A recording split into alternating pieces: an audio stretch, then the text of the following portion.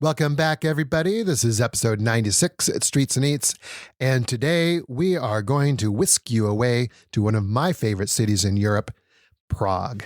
Welcome to Streets and Eats, the travel and food podcast dedicated to taking our listeners to the sights, sounds, and flavors of fascinating places near and far, both on and off the beaten path. We're Jim and Corinne Vale, and we've been traveling internationally and domestically together for decades, visiting more than 90 countries in all 50 states in the USA.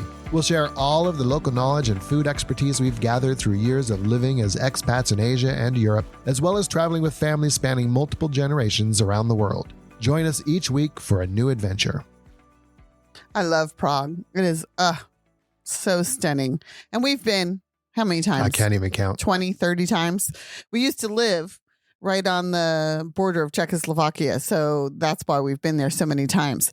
Okay, so one of the most iconic places that you see in Prague. This is the trivia question, by the way. Okay, I was thinking it was, but I wasn't sure. I'm like segueing in without segueing. I have to psych myself up, you know.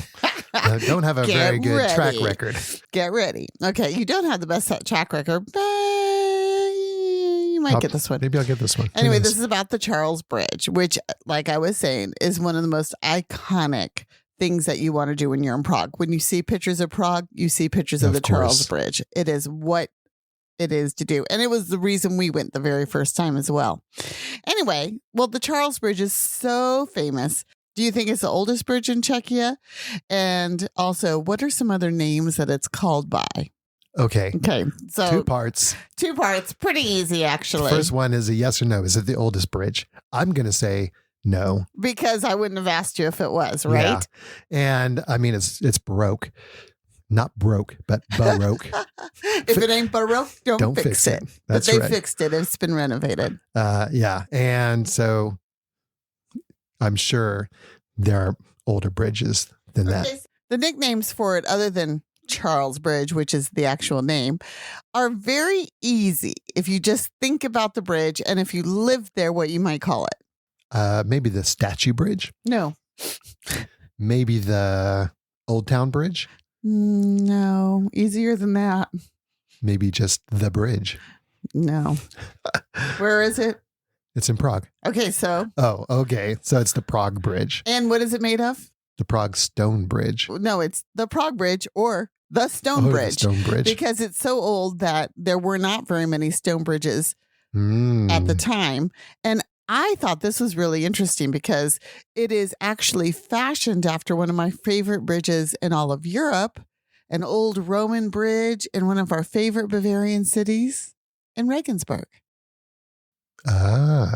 So it was fashioned after that, and it does look like it if you look from underneath. On the top, it kind of gets lost because you do have all the statues and stuff. I said it's Baroque, but I don't know that it really is Baroque. I just kind of pulled that out. Maybe I read it somewhere, or I just think that. I don't know. Well, the statues and everything on the top of it make it more. There are 30 statues. But the tower is on the side seem very Gothic. They are Gothic. That's exactly right. So, Which brings us to another nickname. What are Prague's nicknames?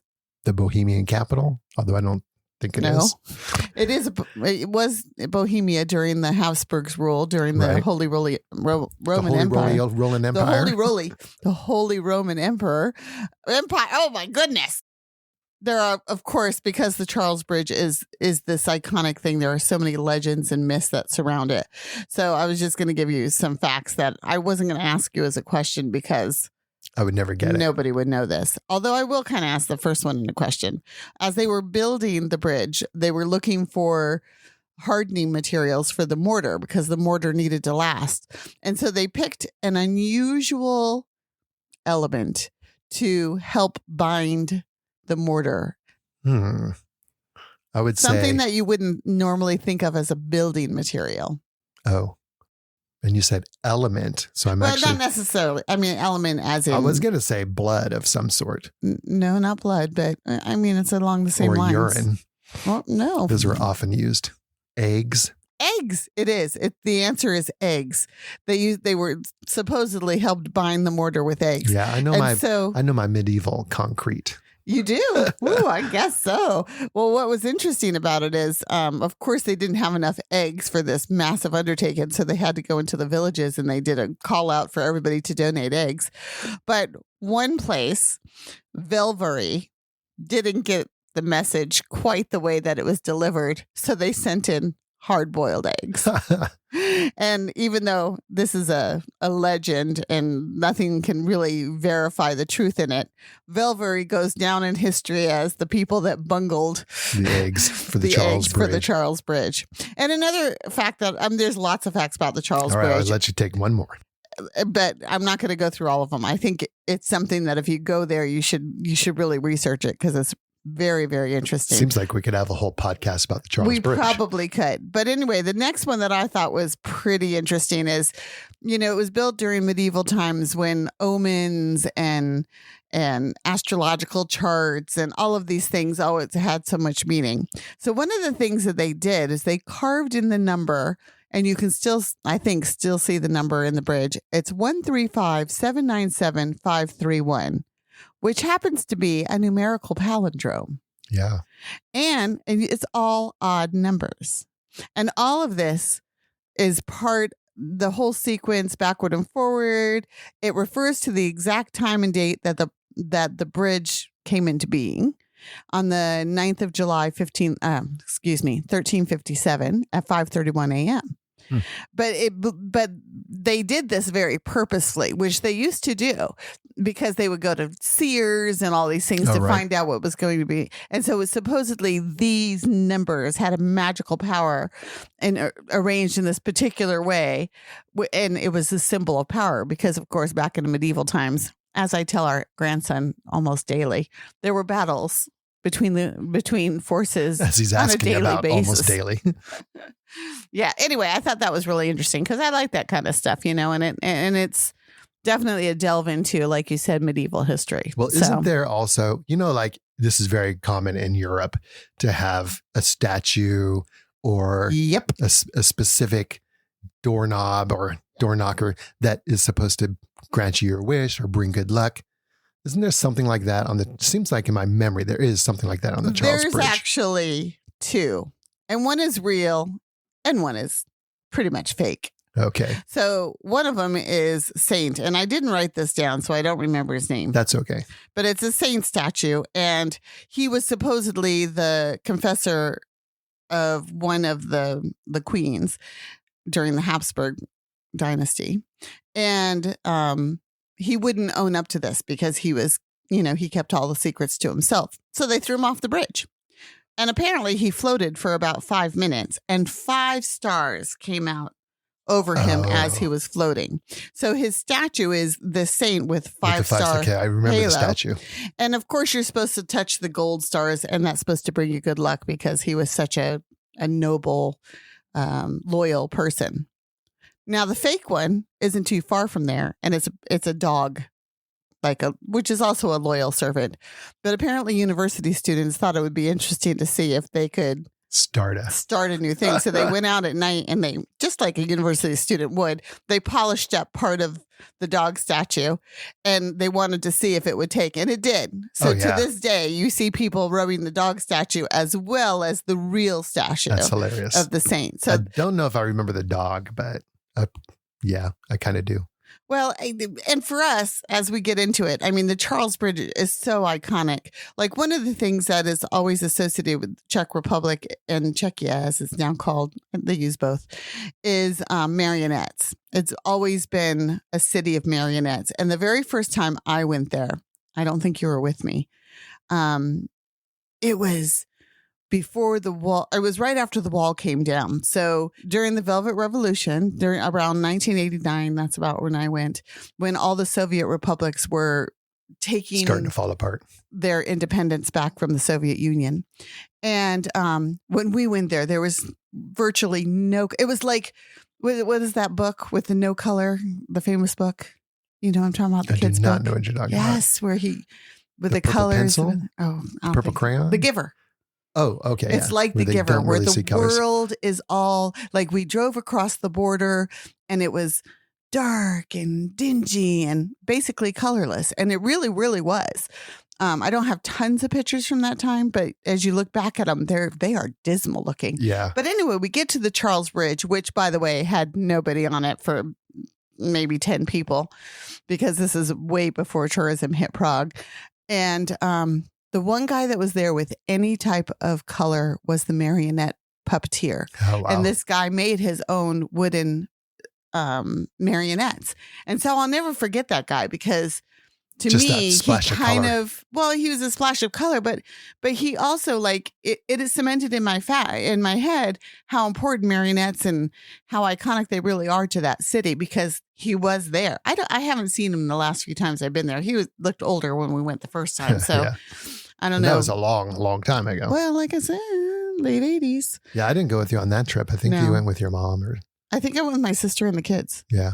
I think. And And you then I brought the went car another time back. with my Was mom. that the time you brought the car back and you had run over a curb or something? A curb is a mild and understatement. It was more like a wall that was 6 inches high. But anyway, yes, that is exactly what I'm I talking climbed in about. the car to go to work. I'm like, what is going on in here? What did I do? I bent You like a bent a tie rod or something. tie rod. That's what I did. Anyway, so the Charles Bridge is sort of cemented in my memory banks from even before Prague became the tourist destination that it is today. And by the way, it's like the 6th visited city in all of Europe. Well, okay, so this is a first timer's guide. Yeah, it is a first timer's guide. So I'll keep thinking of my first time. What can I say? Yeah, so that's good. I mean, it's really important when you're trying to help people, like, get ready to go to a new place. If you think about those things that you remember from your first time, I think that's really helpful. But like you said, we've also been to Prague so many times that we've kind of really developed, I think, a really good sense of the city and what you really should do as a first timer. Well, and I think, when you visit the same place over and over again, unfortunately, and this has happened to us with Prague, unfortunately, you have your favorites. Oh, yeah. So you're kind of reticent to sort of try something new. Yeah, try something new and break out of that mold, because you're like, I'm going to Prague. I have to do A, B, and C, because that's what I always do. And I love it so much that I can't wait to go back and do it again. Right. And I have to say, we definitely fall into that category. Well, but there's we also have a certain done a lot. level of nostalgia involved. I mean, we have been over the years, over the course of probably 3 decades at least, been to Prague off and on so many times that nostalgia definitely kicks in. I really want to go back to Prague and get a beer at this one specific restaurant. Oh, yeah. Which we will talk about. Yeah. Okay, so first timers guides. Of course, everybody wants to know, well, why should I even go to Prague? Right.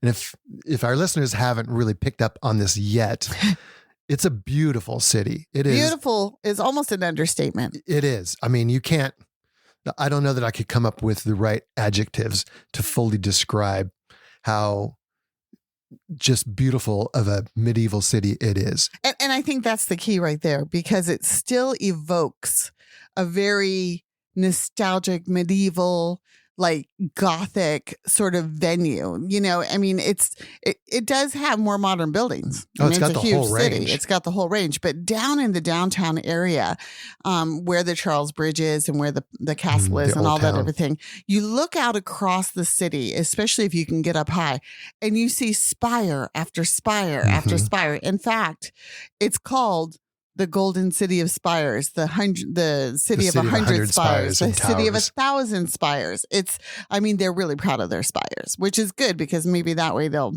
maintain them enough where they won't ever get rid of them, because they are amazing. They are. And yeah, so you just see that skyline and you walk through this. Well, at this point, it's not ancient, but it just feels like you are really walking through history, because the town's never been destroyed. It's just been like a regular city where, okay, we don't need this building anymore, so we're going to demolish it and build a new building. That went on for hundreds and hundreds of years. So yeah, you have this whole range of architectural style that I don't think can be found anywhere else in Europe in one single city. So that's incredible. It is incredible. You know what it always reminds me of nowadays, because we're such Harry Potter aficionados around the world. Like, it is the perfect place to imagine witches and warlocks and magic and all that medieval sort of stuff. Like a whole Hogwarts city. It really is. Yeah, I agree. Well, and we talked about the Charles Bridge. It's so iconic. Everybody really should see and walk across the Charles Bridge at least once in their life. Yeah. Now that brings me to a little bit of a conundrum, because I think the Charles Bridge is one of those places that's over visited. Oh, yeah. And pretty much any day of the year past 6 o'clock in the morning until probably 10 o'clock, 11 o'clock at night. I don't know, because I'm never up that late or rarely up that late. It's packed full of people. And when I say packed, it's like you're a moving wall across the bridge. And yes, you can get to each of the statues and look at them, but you're really not going to get a photo of the bridge. So Jim and I, you and I, went out one morning and we got up I think we got there at 4:45 or something. It was summer, so the sun was coming up soon, but it was definitely early. And we did that purposefully. And was it deserted? Deserted? The answer is no. There were, because people like us who know that you have to get up early were there doing the same thing we were. Right. There were people that were honeymooners. I was surprised at how many people were there. I mean, it wasn't that many. It was like, I don't know, 20 or 30, which is nothing compared to normal. And it was fine. And we got some gorgeous shots. But I guess what I'm saying is, you look at the Instagram, and especially now with AI, you look at it and you say, oh, I want that shot. You're not going to get it unless you work hard to get it. And we worked hard to get ours. So that's something we definitely should talk about for Prague. You mentioned that it's like the 6th most visited city in Europe. It is. It can get very, very crowded. So when you're planning your trip to Prague, you really need to think about your timing. Look at things like school vacation times and avoid those for sure.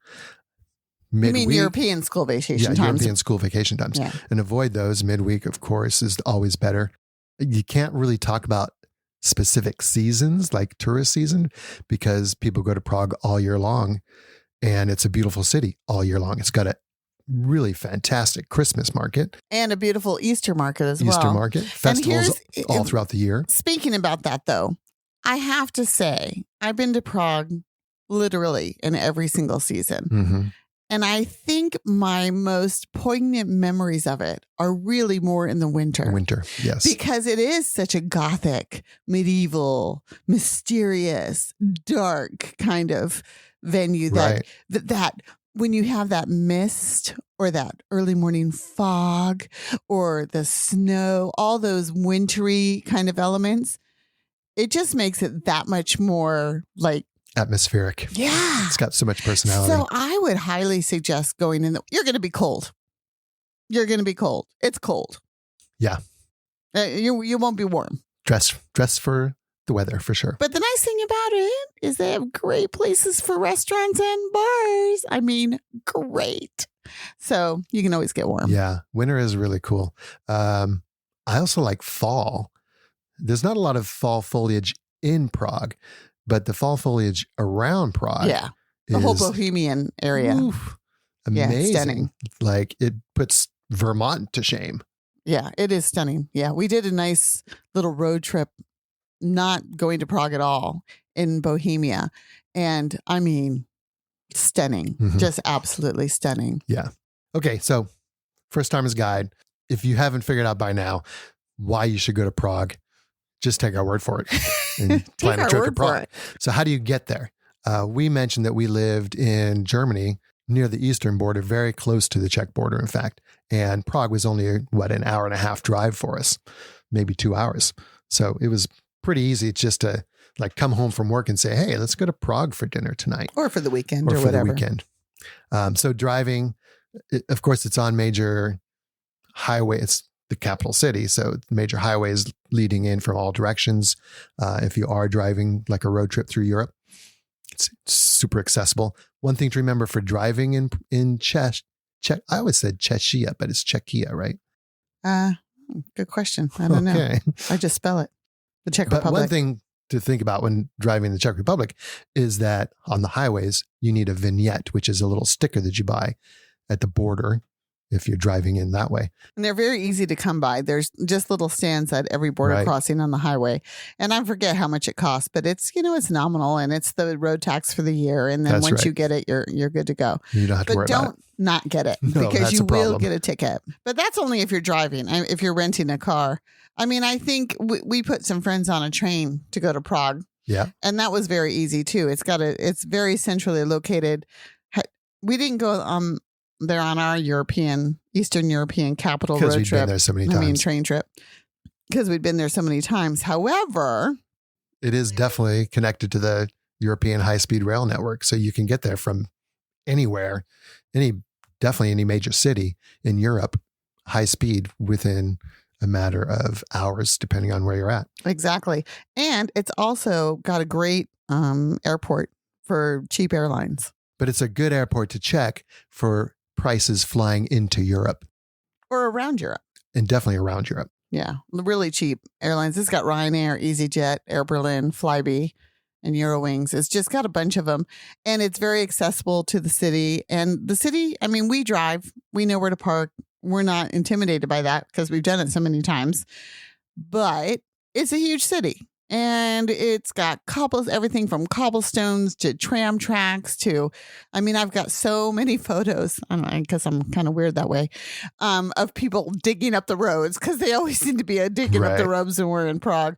So, I mean, I'm not saying you shouldn't drive, but if you don't have to and you can get there by train or by airline, Cheap flight. it's probably easier. It honestly. definitely is easier. Parking is challenging in Prague, for It can sure. be. We found a couple of hotels that have parking in them that are near the old town. And that's a really great option. We've got that listed on our website. And that's was one of our go-to places because of the parking specifically. But once we're there, we don't drive around. We still take public transportation. Yeah, once you're there, getting around in Prague is super easy. It's got a great public transport system. It's cheap. It's clean. It's pretty much on time. Some of it looks a little ancient, but it still works. So who cares? Adds to the flavor. It does. And to the atmosphere. So you can get around using the subways and the trams. And in fact, it's just a good idea to go for a tram ride along the river just for the sightseeing alone. At least, for an hour out of one of your days, just plan on it. Just grab a tram ticket and sit on the tram by a window and just enjoy the view, because that's a really great way to do it. You can get tickets from the operator, but it's usually going to be more.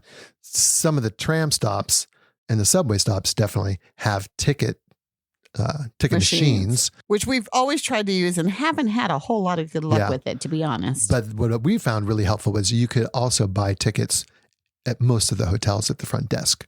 So that's a really good tip. Just grab a couple of tickets. I think it's like 30 koruna for one way for a 30-minute trip, which is generally more than you're going to need to get from anywhere in the old town, even up to the castle and back. Or for a longer one, it's like 40 koruna. Okay, so I have a question for you. Okay. Why did you say koruna? That doesn't take the euro? Oh, I don't think it takes the euro. No. In fact, for researching this, I was just on the transportation website because I didn't want to spit out a number that I hadn't looked up, and it was koruna. Yeah.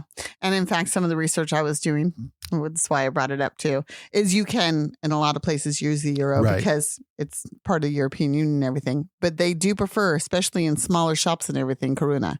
They want it, for them, it's a national pride thing that the shop owners, pub owners, whatever, want to use their local currency. And I don't blame them. Yeah. I mean, I think that as much as the euro is so convenient, Right. it did take away from that. I mean, it used to be so much fun to have guilders I and agree. marks and shillings and whatever else. But now Lira. it's like the euro this, the euro that. So I kind of agree with them to a point. Yeah. Super good point. Koruna. But of course, just like anywhere else, I mean, most of the time you don't need a whole lot of cash. So what I would do is I would probably go to an ATM in the city after I arrived, and I would only get, I mean, I don't know I guess it depends on how much of a shopper and eater and, Sure. whatever you are, but I wouldn't get more than 100 at a time because you really can use your card pretty much everywhere. Yeah. And if you are a big shopper, then you're probably going to be using your card for your shopping too. But you definitely, you definitely want to have some green in your pocket for, street vendors, things like that. So one of the things I found surprising when traveling around Czech at all, and I mean, Prague is, of course, the capital city, so it has literally everything, is that the food is pretty darn good. It is delicious. When I first went, this goes way back to the late 80s, like I said, back in those dark, dismal days, we tried finding a restaurant, and we only found like one that would serve us, and they basically had 3 things on the menu. So you got, I think it was goulash. I was going to say goulash. Or goulash. And then another time you and I went back, and this was maybe a year later. So it was like early 91, I think 90. And we went to a coffee shop, and in the coffee shop they had coffee. Yeah.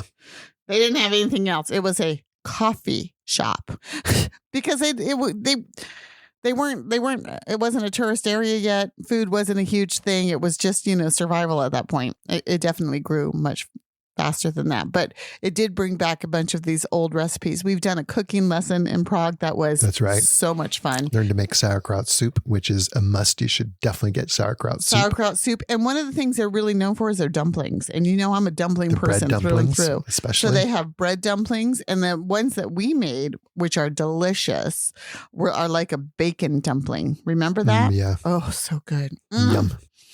But you will have the opportunity to have dumplings. Do it, and make sure that it's with like a goulash or something that has a lot of sauce, because you will want to dip that in there and just get it. So go for the dumplings, go for the sauerkraut soup, which is not something I would normally order, but after having made it, it is actually quite delicious. And I've had the brewer's stew, which is very similar to it, that I had in restaurants before we made the sauerkraut soup.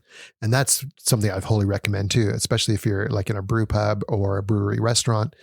Get the brewer's soup or the brewer's goulash. So good. Okay, here's one that everybody's had. If they've been to Prague, they've seen it everywhere. And shockingly to me, is not actually Czech. And that is in Czech, it's called a trudelník. And that is... which in English, they translate to chimney cake. Chimney cake, sure. So they take dough and they wrap it around a cylinder that's probably... a metal cylinder. About 2 inches in diameter, maybe 3 inches in diameter, somewhere around there. And they wrap it around it. And then you roll that cylinder with the dough on it back and forth across... over coals. The heat source, preferably coals. That's the best tasting one. But a lot of times it'll be an electric burner of some sort. Or nowadays I've seen them too, where they're like vertical. Oh yeah, because they're such a popular thing. You can cook more at once that way. Yeah, because they just rotate on a spit like thing. Yeah, I've seen those too. But the traditional one is rolled back and forth across a bed of coals, and then once it's baked, so to speak, and they take it off the cylinder. So yeah, you get this like round cylinder chimney looking thing, and cover it with powdered sugar or cinnamon sugar, that sort of thing. And now my favorite one is the one that's filled with hazelnut. Yeah, and that has evolved. Way back, the very first time we saw it, you got powdered sugar. You got powdered sugar on the outside. If you were lucky, you'd find one that had cinnamon and sugar, but nothing on the inside. But that has evolved now to where they'll put Nutella inside it or chocolate, things like that. And you don't have to go to Prague to eat it. They have it all over you. No, really delicious. But because Prague was one of the first big, really tourist destination cities that opened up after the Iron Curtain came down, it's associated. Of course, that's where we found it first. Well, and okay, so can you picture this? Because I have in my mind's eye the picture of where we had it.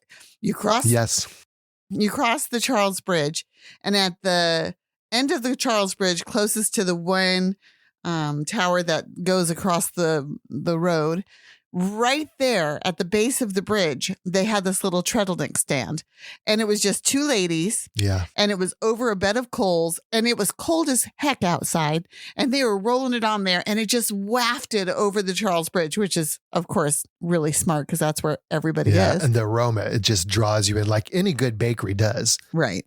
So good. So I'll never forget that. I mean, I don't think I have an actual photo of that. I have a photo of the women. Yeah. But I don't have the photo because it probably isn't a photo I could take. I mean, I don't have like the whole scene in my head. Well, the bridge kind of comes down to meet the road. And on either side of it, at that point, you're across the river. You're in the next part of the city. And so they're down below, like on a little alley that's going. Eventually, it actually goes under the bridge and then goes off on the side. On the other side, So you come across the bridge and you have no choice but to smell it because it's coming right up onto the bridge. So good. And you look over and see that, and you see the line and go, okay, I will wait in that line. Mm-hmm. Yeah. Okay. I love those. They're not actually Czech. No, they're Hungarian. They're Hungarian, which we've learned recently. But still, doesn't matter. Still, they're pretty well associated with the city for sure. For me, and they are for us, especially. Yeah. Okay. So what you do need to eat when you're in Czechia, and this is my favorite dish, is the vepro knedlo zelo, which is such a rhyming. Which is a pork roast, just totally slathered and swimming in a creamy gravy that's like the most delicious cream sauce you've ever had, with a couple of slices of their bread dumplings. Which looks like a slice of bread, but it's not. It does, yeah. It's got that same kind of consistency as a white bread. A little bit denser, but yeah. Yeah. It looks like it just from the shape, I think. The bread dumplings are called knedliki. Yeah, something like that. We don't speak Czech. And usually a nice little pile of sauerkraut served on the side. Mm-hmm. But that and is of course, delicious. You're going to chase that down with a beer. With a Czech beer. Another thing, most people think beer and they think Germany. Which, by the way, there's a good reason for that. Germany has amazing beer. It does. But you want to know a country that has even more amazing beer than Germany? Czech Republic. Czech Republic. And the German style pills, most people don't know this, was actually invented in Pilsen? Czech Republic, in Pilsen, in the town of Pilsen. Which you should go to. And so you're going to get Pilsner Urquell on tap, pretty close to the source in Prague. You're going to get Budvar, Staropramen, all those beers. So and good. And you want to drink them with your dinner. And what you really want to make sure of, and this is, I think, key in Germany, really anywhere that beer is popular, is that you don't want to get it in a bottle. Because if you get it in the bottle, you're not really getting it from the source. You want to get it from the tap. So before you go into any establishment, make sure that they have something good on tap. We love. They pretty much all will. This. They probably will. It's probably a moot point, but at the same time, what a shame! To go there and get bottled beer. A bottle of beer. I agree. We talked about the sauerkraut soup, other good soups. Potato soup is also one of the national dishes. Delicious. Just any kind of soup. There's also a sausage soup, which I don't remember the name of, but they put sausage in a lot of different things. Yeah. And I'm not a huge sausage fan in general, but it's good stuff. And especially, like, we like going in the winter, like we said. So we were always going when it's cold. So for us, it was kind of a warming thing too. Yeah. But you're going to find beef goulash, pork knuckles, fried cheese, all kinds of great food. One of my favorite things to eat was at the Christmas market. So you'd have to be there for the Christmas market. And one of the stalls there had like gigantic full hams on the spit. And they were cooking them over the fire that way. And the drippings would come down and land in the sauerkraut. And so the sauerkraut was also being heated up and cooked with the drippings from the ham. Oh boy, the two of those together, incredible. And okay, so when I was growing up, sauerkraut was not something I was going to eat. No. And I still have had sauerkraut in the States, and I like it better than I did when I was a kid. It's very bitter in the States. But it's more bitter. When you eat sauerkraut in Czech or in Germany, it is, I mean, just try it. Even if you know you don't like it. Give it a try. Give it a try. I mean, you only have to order it once if you don't like it. That's fine. But give it a try because it is different than what you're expecting, I think. It looks basically the same, but it tastes amazing. Okay, so where to go to eat this food? We mentioned earlier, we've got our favorite places. Now, we'll try new things in different places every time we go to Prague, but we're also going to carve out time to go to our favorites. At least 3 different places that we love so much. The first one is Ufleku. Now, Ufleku, that's become a little bit more touristy. It's become very touristy because of what it is. It's the oldest brewery in Prague. It's been running continuously for more than 500 years with pretty much the same beer recipes. They've added 1 or 2 here and there as taste change, of course. They've got all the classic Czech dishes, so you can get a good meal there. But the beer is really what you're going for. Well, and it's got like a little show, where they have the medieval musician, and it's a fun atmosphere. It's kind of like the Hofbrauhaus. It's kind of like that idea.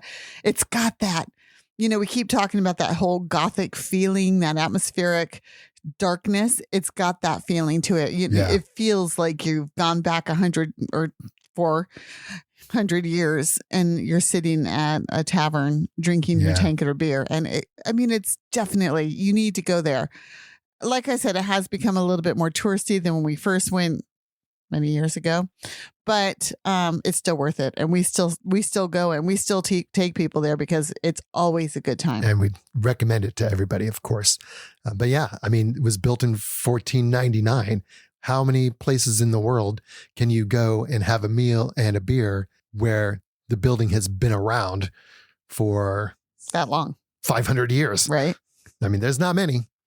So that's definitely a go-to. If for nothing else, just to sit in there and walk around the grounds and drink a beer. You don't go and not have a beer. No, for sure.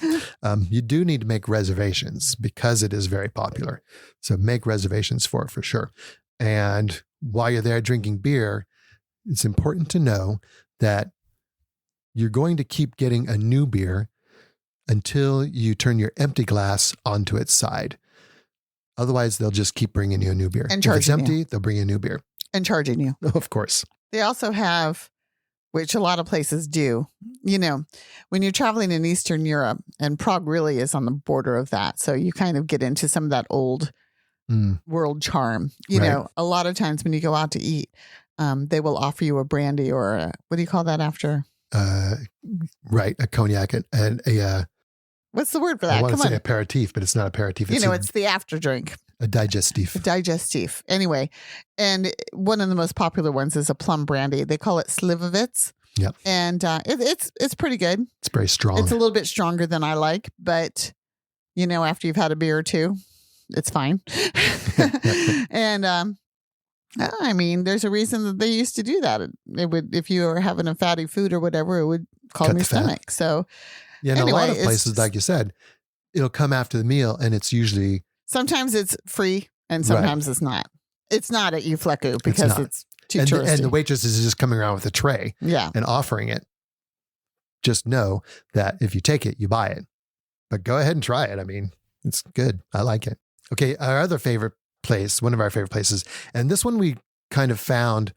Well, actually, we were shown that from friends. We had some blogger friends that were visiting, and they had lived in Prague. Mm-hmm. So we were doing a kind of an evening tour with them, and they were showing us all their great places. So that's how we found this particular one. And that's the Strahov Monastery, which is on the other side of the river from the old town, perched pretty high up on the hill, a little bit higher even, I think, than the castle. And the views are just stupendous. Yeah, phenomenal. Out over Old Town Prague. But it's a monastery. And when you think monasteries, especially in this area, you have to think beer. Right. So the monks there have been brewing beer for hundreds of years well. And actually, the monastery is older than Ufleku, but the brewery and having the brewery open to the public has not been open as long as the Ufleku one. So it's not as old as that, but it's pretty darn close. And the beer there is equally delicious. Well, I don't think I've ever had a bad beer in no, I can't say that I have. Yeah. And the food there is really quite good Spectacular, too. Yeah. But the views are what it's all about. It's funny because this again goes back to, I guess, the Soviet times or what have you. A lot of the places that you go, even today, are not that, I would say, like, cozy isn't a word I think of that really tells me about Czech. Usually the interior of a restaurant, they might have tablecloths and napkins and that kind of thing. But a lot of times, it's hardwood. The best places are just hardwood benches Stone and tables. walls. Yeah, old feeling places. And I got to tell you, it's well worth going to them. So you're not going for a cozy dinner. You're going for a delicious, local, very authentic dinner. Yeah, I agree. And that's definitely one of the places for that, the Strahov Monastery. And it's after a couple of beers up there and dinner, you walk down the path past the castle and down through that. I guess, is it the new town? I don't know. It's still old. Know, yeah. It's still and old. then you walk across the Charles Bridge and you walk through. Yeah, it's just a great evening. It really is. Okay. Last one we'll mention because it's one of our favorite places to get a lunch. And it's right next to the Charles Bridge, basically. It's close to the Charles Bridge. It's right in the old town. It's close to all the sites. But it is more touristy because it is so central. I don't know that it's touristy. I think a lot of locals still use it. Yeah. And maybe it's not overly touristy, but like it does have tablecloths and napkins. And it's not an old building. It's just a good meal for a good price. And that's Eau Parliamentary. And because it's by the Parliament. Yeah. And what I really like about that, of course, it has all the classic dishes and it has good beer on tap. But during the weekdays, they have a weekday lunch special. So you get a really great price for maybe not a classic Czech dish, but something that Czechs are eating today. Yeah. And it's very good. Yeah. I agree. For a great price. I think as far as what you order when you're Eau Parliamentary, one of my favorite things is they have a great blue cheese that's from that region. Oh, yeah. And they have a toast and blue cheese appetizer, I think. So get that, number one. But number two, as far as the specials go, again, those are a lot more maybe updated meals.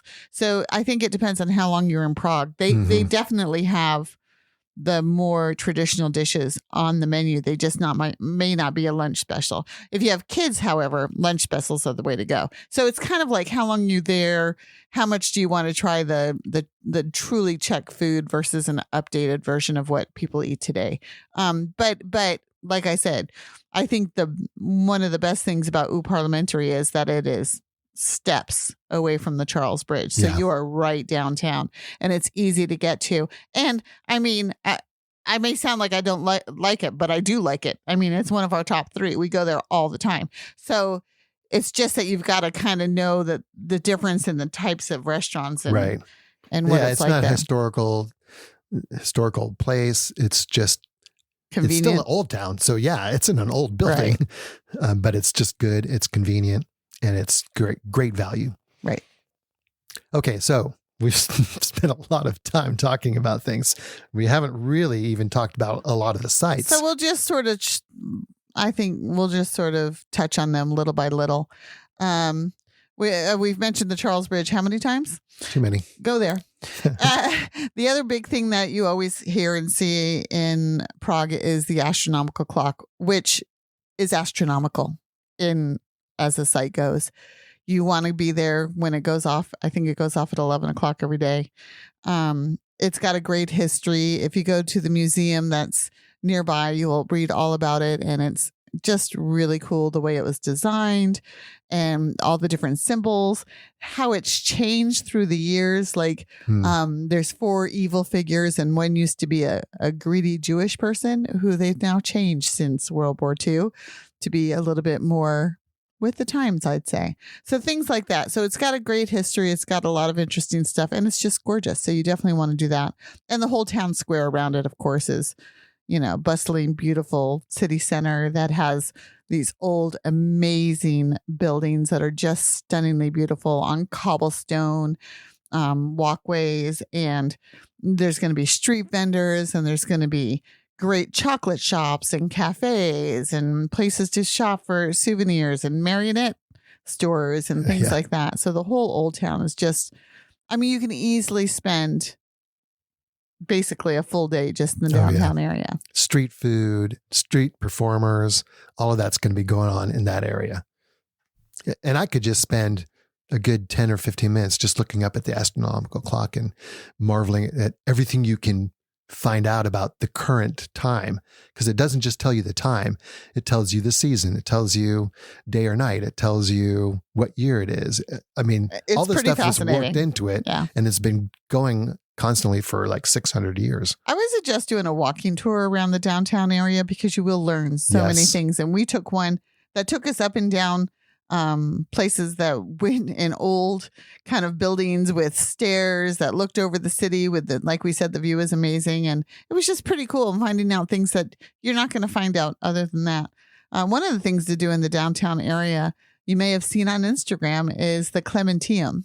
Oh, yeah. And that is a very famous old... It's a Jesuit college. And it was also the National Library, or it still is the National Library. It houses the Astronomical Tower. There's a chapel, the Hall of Mirrors. And I think, I wish you could actually walk into and around the library, because the library is just this incredibly decorated, Baroque, beautiful frescoes on the ceilings, mirrors, just a gorgeous, gorgeous room. And I mean, stunning.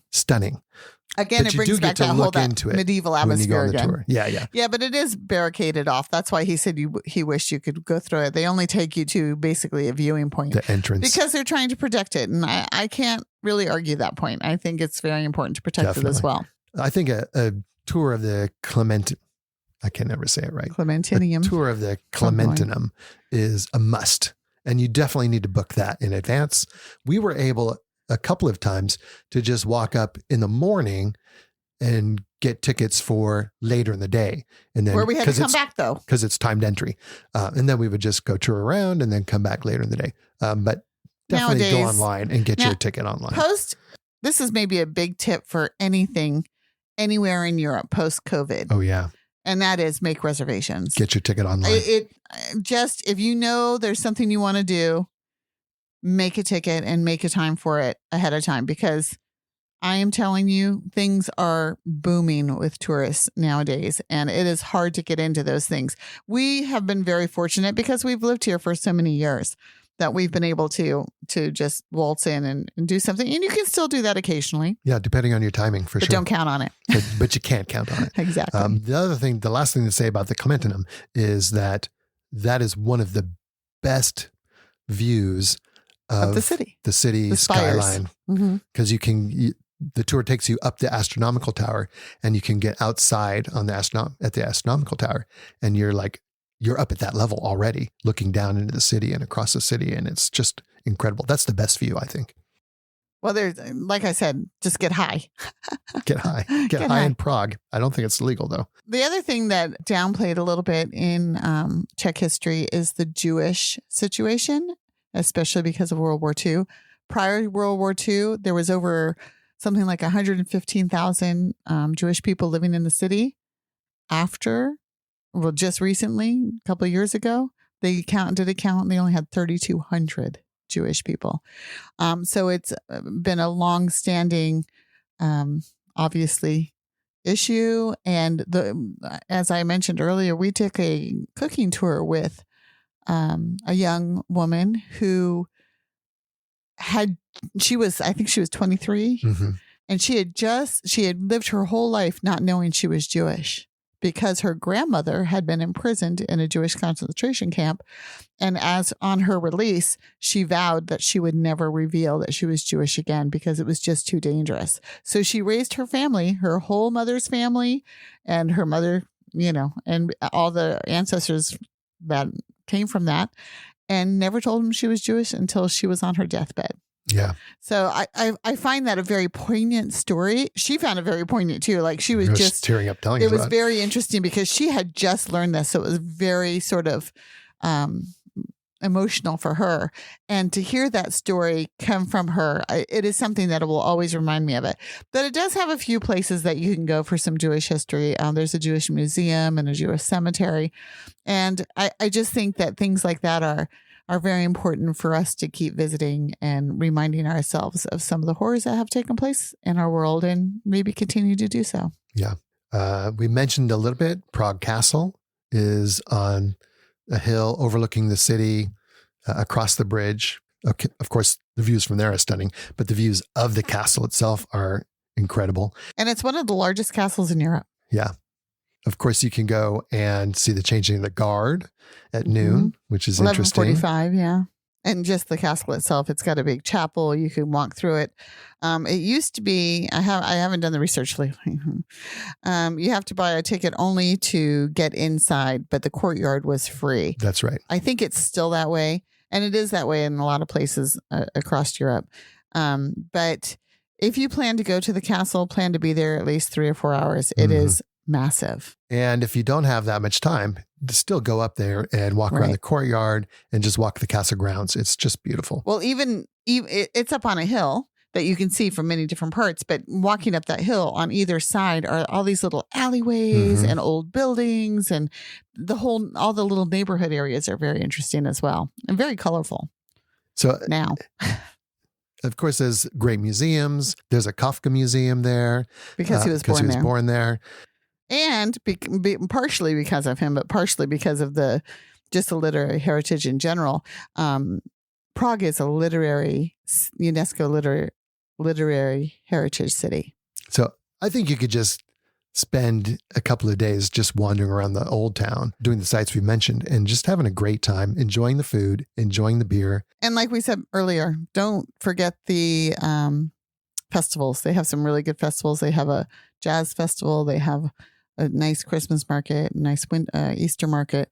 There's lots to do in the city at any time. There's a beautiful opera and ballet.